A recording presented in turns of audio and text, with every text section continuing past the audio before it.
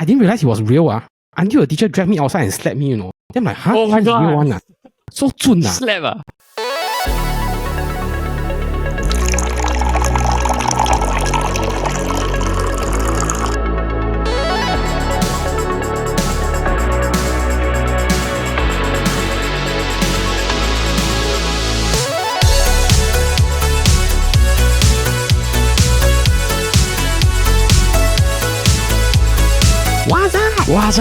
What's up? And welcome to our coffee shop. I'm your host, Jin Yong. So welcome to another episode of the KopiBros show presented by the CHER Podcast Network. Now, for those of you tuning in via YouTube or any other sort of podcasting platform, hi again. Thank you so much for listening in.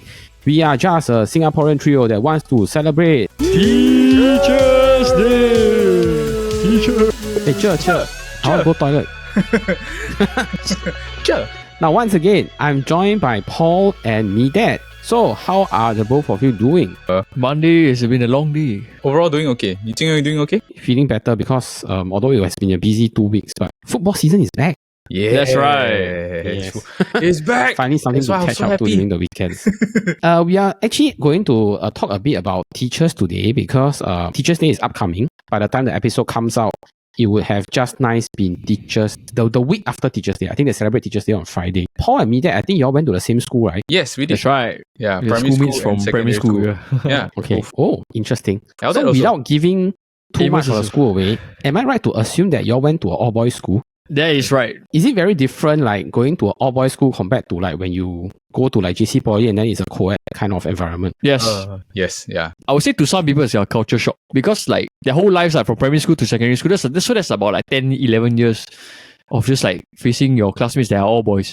So when the first time you go to a classroom with like there are girls in it, then you wouldn't know how to react or like you wouldn't know how to act properly. When you go into that other level, right, when you mix with girls, then you realize that, okay, the things that I used to do in the boys' school is not appropriate anymore. Or like, or like The things I say, yeah. especially the language, I feel, yeah. I think like when you are in a boys' school, right, first thing when you do like in PE lesson, you just change in the classroom. Yeah, but you can't do that in the like the opposite gender, you know. Even just like wrestling, you know, like guys like to fight, right? Yeah. That means when from primary school went to secondary school, my first choice was a boys' school, but I ended up going to co-ed school. You know, your parents will share with you like, hey, all the experts say when kids go through puberty, you know, there's a certain point of time they will see girls differently. Your perceptions, your the way you look at them will change. I didn't believe that until I really went co-ed school because I think in between 14 and 15, I remember it was Sec 3. One day I just decided, like girls, I don't know. Like suddenly just like, you don't find them repulsive anymore, right? Yeah. Then it's like sometimes when you talk, there are certain things that they bring up, then you can bring up. Yeah, like say it cannot be too straightforward. Certain topics. Yeah. Then on one hand, I see how girls they can do a lot of pranks on each other that I think if boys do it'll be considered sexual harassment. So it came as a shock for me also when I was in Sec 3 and Sec 4. Then I'm like, can like that one. But then in an all boys school, I think there's less drama, you know, not so much backstabbing stuff. It's more like head on, you know. It's just really like mano imano nonsense. My school, there were a lot of rumors about like places that you can hanky-panky in. Then there were also rumors that like they were caught and then they had to deal with this hush cannot public cane, this kind of thing. To protect the identity of without the giving my school away, Dude. my school at the back last time was like a very big forest. Now it's being redeveloped as MRT station, MRT line, and then got coastal development, all these things. But that is facing the jungle was really, there are some places that are really, really quiet one. Then you hear rumors that like, who and who like hanky-panky there. What the? Yeah. But anyway, one is attached, one is happily married. I'm single, so didn't really make a difference. To lead into our topic for this week, actually we're going to do a very simple topic. Since it's a Teachers Day thing, we decided that we will talk about like a very interesting or memorable experience with a teacher lah. So Yes, Paul, you can go ahead and tell us your story first. It's a memorable story, right? Doesn't have to be good or bad, right? No, that's not the good. Yeah. So okay, so I have a lot of good memories with my teachers, but I will say something that is bad that stuck with me forever. Like it stuck to me until now. Until this day, I feel that if I could go back in time, I would stand up for myself. Definitely. Oh, really? Okay. Like it was a bad. Yeah. It's like so. I feel the injustice until now when I speak of it. In our school, right? There was this very holy teacher. Super holy one. Can I ask this primary or secondary?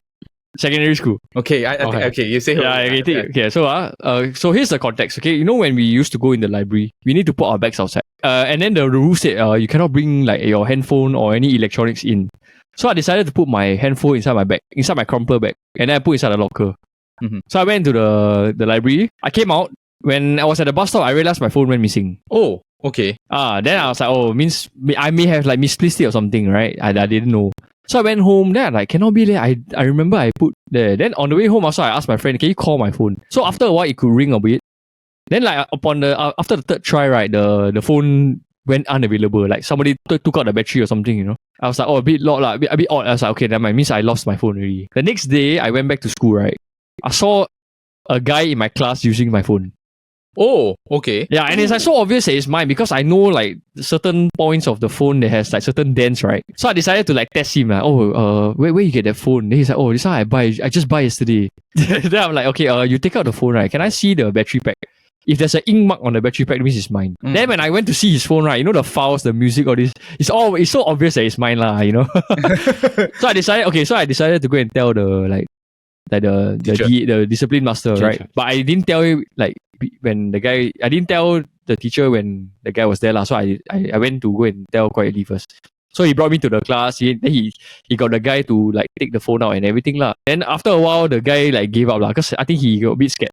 Then he admitted that he stole my phone. Towards the end of the day, right, this teacher the one I just spoke about, right, the very holy teacher, she came to the class. She said like, everyone, please like stop what you're doing. Then the person who stole Paul's phone, please stand up. Okay, so this guy stand up. Then she was like making an example of him lah. Like, let this be an example that you mustn't take what is not yours, right? Then he said, okay, Paul, can you stand up also?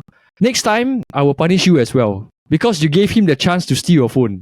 Then I'm like, what the heck, sir?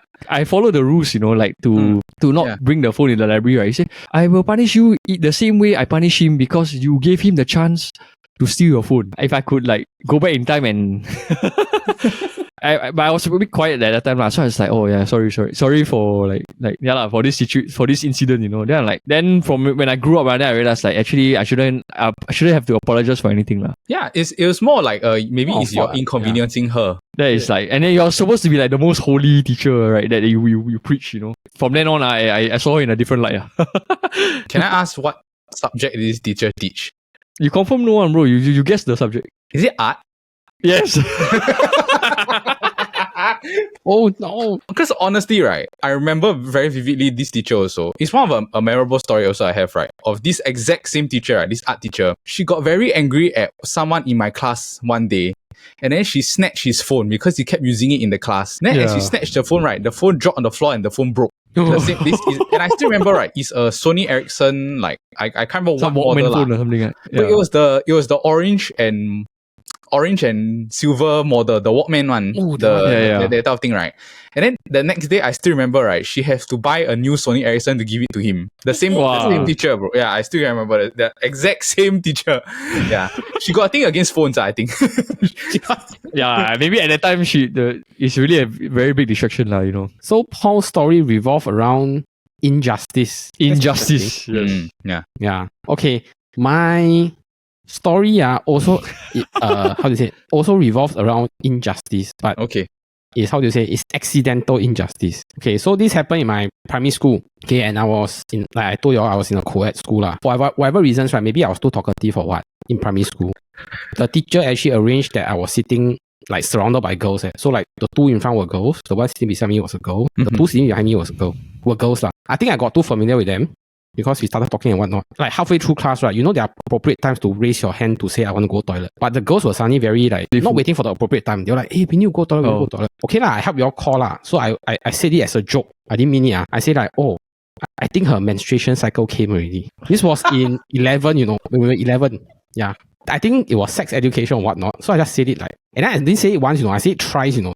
The teacher can say never catch the first 2 times, you know. The third time, I think she heard it. I didn't realize it was real, until the teacher dragged me outside and slapped me, you know. Then I'm like, huh? Oh my God. Real one, so zun. Slap. Then the teacher, because I really I really felt very guilty after that because I think it was something very sensitive. I shouldn't be the whole class know, right? At that point of time, I was more afraid of her calling my mother because my mother was very fierce. But she didn't call. She didn't call until like a few weeks later where we had parent meet the teacher session. Oh, then she told my mother. Wow, my mother was damn angry. Then I got scolded. I felt even worse, right? When the next day I went to school.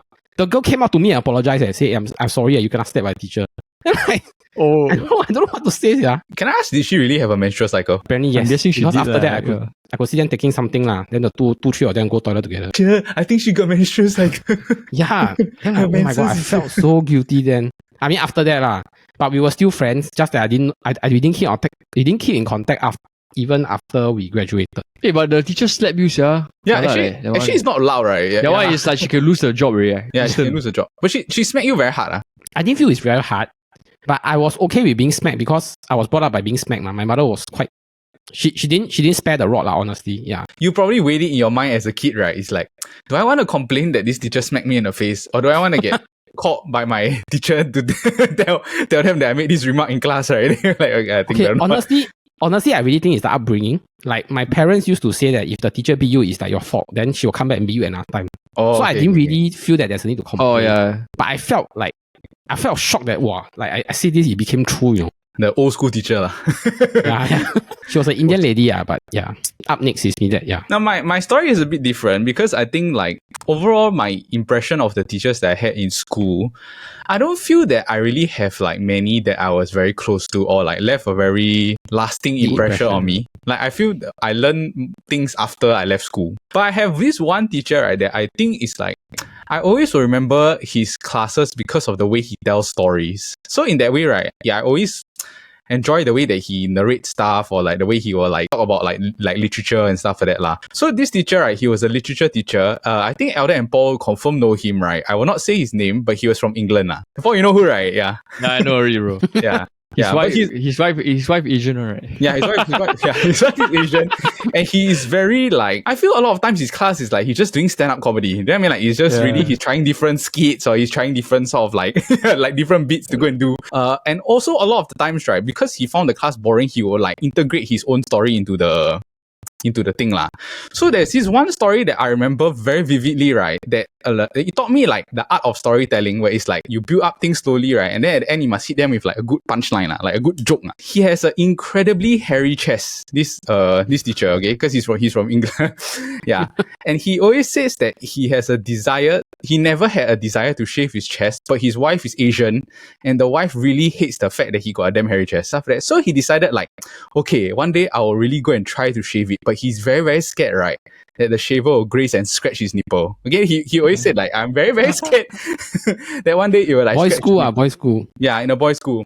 In preparation for his shaving, he bought nipple tape. Yeah, so he says that I will paste. So I decided to paste this nipple tape and go into the shower and then start shaving my chest because it's like I'm trying to acquiesce to what my wife desires lah. Later he forgot, right, that the nipple tape that he bought is not waterproof. So while he was shaving the thing, right, his worst nightmare came true.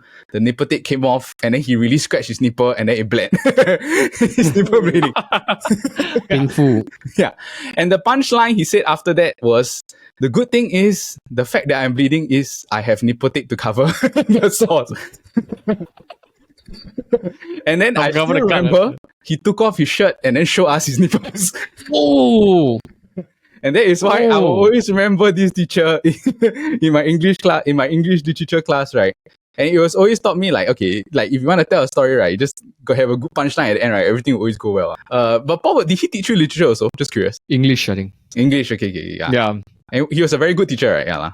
He's damn funny, yeah. And it's like more, like you said, like he know how to engage the class, so people don't sleep or like they get bored, you know. Yeah, and he rarely will like scold, like because he knows it's a boys' school, right? He knows sort of jokes with you lah. You know the behavior of boys as well. Yeah, he understands the behaviors of boys lah. Yeah, but it's a story that I always remember visually. I always remember his nipples and chest. Yeah. Now this is a story I think can only fly in a boys' school. If this was told during my school, hell and imagine he take out the shirt, bro. Imagine he take out the shirt. But he just sort of like that. Like he just show like his nipple tape lah. He's really nipple tape. Flash.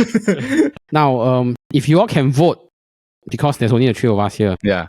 Whose story do you think is the most interesting one? Yeah, correct. I'm quite sure that the menses one will win. Right. Yeah. Because I think when we were 11 also, we don't even know what menses is. Yeah, I have no idea. Like as boys, yeah. I would say at the age of 10, right, we started sexual education already, and they started telling us like, oh, this is what will happen to girls. Maybe because it's a co-ed school, yeah. Yeah. And you got slapped for it. Yeah. I got slapped because of my mouth, they won't be. Yeah. That's our most memorable teacher story episode. Get out of here. Oh, look at the time. Our coffee shop is closing. But in the meantime, if you enjoyed this episode, please remember to give it a like and subscribe. Now, we have episodes that comes out every Monday. But if you're interested in football, we have Football Kaki that drops every Wednesday. And if you're into fun game show formats, you have the SG Draft podcast that drops every Friday. Now, our podcast is out on our Spotify. So please go to our Spotify and like, share, and follow as well. Also, if you're interested in fun knockout tournaments, we have a weekly tournament pool that's in our Instagram every Monday to Thursday, where we will knock out and eliminate different contenders for a topic uniquely tied to this week's KopiBros episode. We just discussed we will do a worst subject to teach, or subjects that has the best teacher, something school related. Hey. Something school related.